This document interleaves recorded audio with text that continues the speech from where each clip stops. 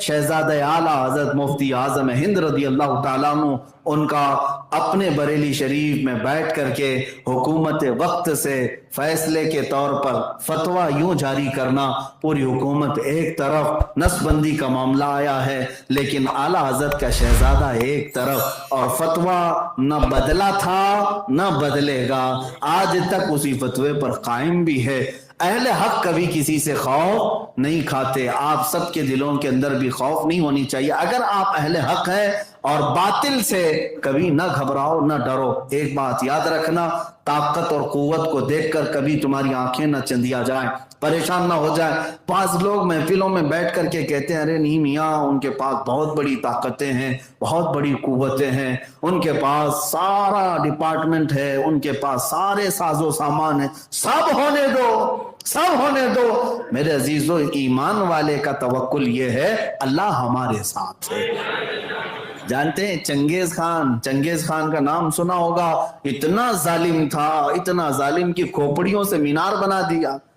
اور کتنے لوگوں کو قتل کرتا تھا، وہ انسانوں کا گوشت تک کھا جاتا تھا۔ چنگیز خان ایک مرتبہ مسلمان جماعت میں علماء کو قید کیا، اور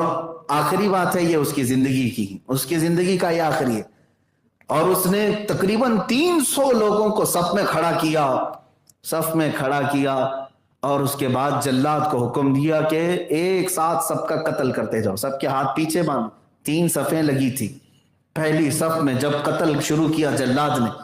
تو ایک بڑے میاں تھے، بزرگ آدمی تھے،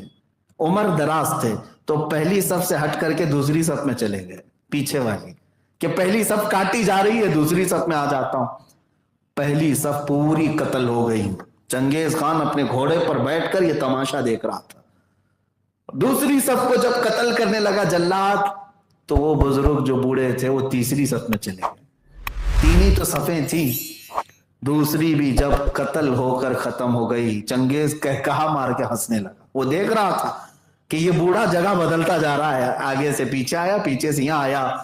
کہا مار کر کے کہا بوڑھے میاں اب تو کوئی صف نہیں، اب پیچھے کوئی اور صف نہیں، کہاں جاؤ گے؟ اس بوڑھے نے بندھے ہوئے ہاتھوں سے کہا اب بھی اللہ موجود ہے، اب بھی میرا رب ہے، اللہ ہے۔ تیسری صف کو جلاد قتل کرنا شروع ہی کیا تھا کہ چنگیز خان کسی چیز سے، ایک آلے سے کھیل رہا تھا گھوڑے پر بیٹھ کر،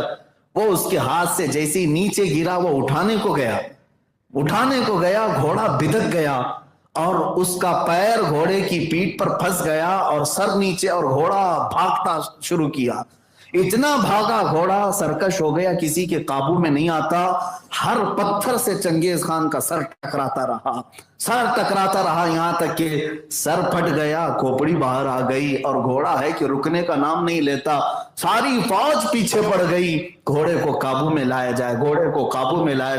گھوڑا اس وقت قابو میں آیا جب چنگیز کی پوری کھوپڑی ختم ہو چکی تھی، اس کا دماغ نکل چکا تھا اور موت ہو چکی تھی، اور اس کے بعد جو قیدی تھے انہیں بھی چھوڑ دیا گیا، پوری بادشاہت ختم ہو گئی۔ اس بوڑھے میاں نے کہا میرے مولا نے دنیا کو یہ بتایا اللہ آخری وقت تک ہمارے ساتھ ہے، نہ گھبراؤ، اگر گردن پر چھری آئے تب بھی کہنا اب بھی اللہ ہے،